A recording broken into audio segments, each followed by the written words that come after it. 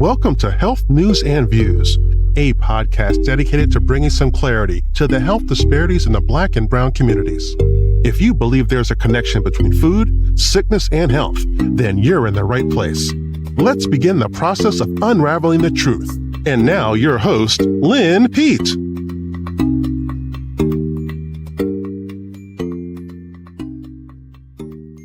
Well, greetings and welcome back to another episode of Health News and Views, Food, the Final Frontier. Hi, I'm your host, Lynn Pete. Thanks for stopping by.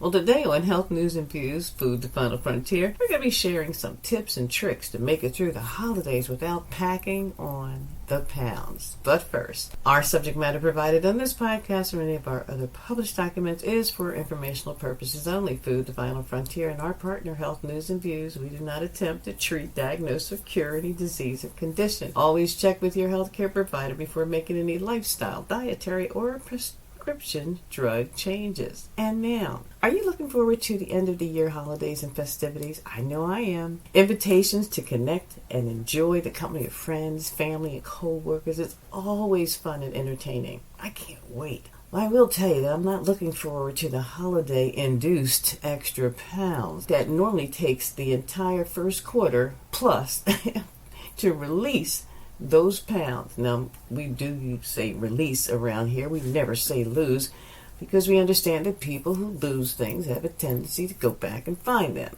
And so we will say release. So in order to minimize the amount of releasing we must do come the first of 2026, here are a few tips that might help you along your journey. Now, remember, the holiday festivities are here now, but they will be gone in a matter of weeks. The extra pounds, however, they may be with you a little longer, and especially if you live in northern, colder climates. The warmer climates, you guys fare a little bit better, but you don't get snuggle alerts that invoke a cozy, warm clothes and blankets and heart and belly-warming foods and drinks, right? Well, some of us hibernate like bears when it comes to cold weather, and so the holiday pounds can easily be added to the cold weather pounds. And come April, we're all looking to do something different. We'll start walking and getting back into exercise programs then. But until then, here's a tip. Here's one first tip. If you're going to eat baked goods, like your auntie's cookies and cakes and pies, I say go for it. And here's why. She's probably not using high fructose corn syrup or MSG, nor does she know where to get any of those items. And I will eat any of these delectable goodies at any time. Those ones that you pick up in the store, if you check the package, it probably has a lot more ingredients than Mom's recipe called for. Well, that all by itself is a game changer. So if you know that products that contain these ingredients pack on the pounds, here's one of the things you might want to consider. You know, the liver cannot readily use the high fructose corn syrup that goes in that is in the foods that you pick up from the store. The ones that Auntie and Grandma made, they don't have high fructose corn syrup. They don't even know where to get that stuff. But anyway, the high fructose corn syrup is a cheaper alternative for a lot of food manufacturers. The only problem with high fructose corn syrup is that the body cannot readily use it. It has to get stored as fat. Regular sugar, cane sugar, granulated, the body recognizes that. Immediately, the sugar will get a pass from the body and goes straight through to be used as fuel. Fat has to be broken down into particles to be used and to be useful to the body. And the body really prefers the fat as a fuel, but will go to the easy, readily available sugar instead. As a reminder, eating fat doesn't make you fat, by the way, in case you wanted to know that. Auntie or Mom didn't make it, well, came from the store. Okay. Well, if possible, check the box, the bag, the container, and here's what you're looking for. If on the packaging it says enriched wheat flour, enriched means they took something out and added something in, and the added chemicals that they put back in are guaranteed to pack on the pounds, and that's always check it. You're going to see it on crackers, pretzels, muffins, cakes, and pies. Look for guar gums. Anything that says gum. Anything that says gum, believe you me, it's going to stick to you too, just like gum. Getting rid of that type of fat is going to take a while. So stay away from the guar gums, the xanthan gums, the carrageenans, anything like that. It's something to give the product a thickening agent. Fortified.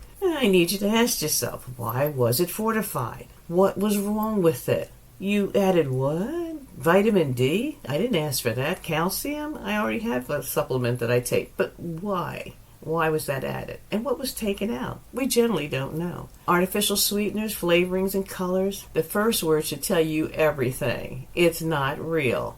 It's a fake. It's a fake. And the long-term effects of these factory-made additions have not yet been revealed. Well, maybe they have. The artificial colors have been documented to be harmful to children who are sensitive to food colors like red dye 40 and blue 1 and yellow 5 and 6, green 3. Cognitive dissonance, suicidal thoughts, and ADHD type tendencies are real, and that's what happens just with artificial. If it was made in the factory, whether it's artificial sweeteners, flavorings, or colors, leave it in the store. We can do better. How about serving size? Serving sizes can be a little tricky. Okay, the eyes see it, but can the stomach handle it? Think before you plunge into that buffet table, okay? This is not your last supper, and while the host said help yourself, there's no need to throw caution to the wind. Pace yourself. Use the dessert plate to pile on those goodies. It's generally a 7-inch plate, and that's plenty. And remember, there's more parties to attend over the next 5 weeks. Now, here's something else I want you to be mindful of. There were lots of recalls this year. And last year, during the holidays, and I believe this past summer, store-cut fruit trays that included melons were pulled from the shelves. Here's what they found. E. coli bacteria. You know what that proved to be?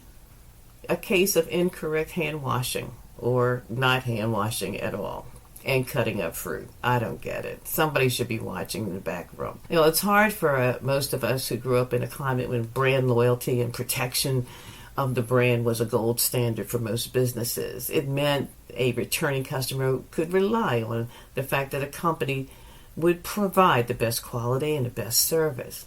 Well, today we have fruit, produce, and meats coming from all around the world. And oftentimes these items are not held with the same standards as that in the United States. Even those agencies are saying, look, the USDA and the FDA said, we don't have the money or the personnel to check every container and shipment that comes into this country. Well, guess what? We'll have to rely on organizations like the Environmental Working Group, I mentioned them in the last podcast, to be the warning watchdogs for us, to tell us about the dirty dozen and the clean 15 vegetables and fruits that we should be concerned with because we eat a lot of them. Anyway, that's a nonprofit group, that EWG. And by the way, donations are welcome, so Merry Christmas to them too. Also, if ingredients are your concern, I downloaded an app. This one's called Sift, like sifting flour. Anyway, with this app, you can take a picture of a barcode on a package or a label, and guess what it does? It tells you what the ingredients are, and it goes as far as highlighting in red any potential harmful additives. At the end of the day, we must become the eyes and ears of our own collective stomachs and well-being. Eat, drink, and be merry, and remember to consider those who may not have as much as you this season. We can all take a page out of the book that says, but for the grace of God. That could be me. Make it a powerful day and be a blessing to someone today.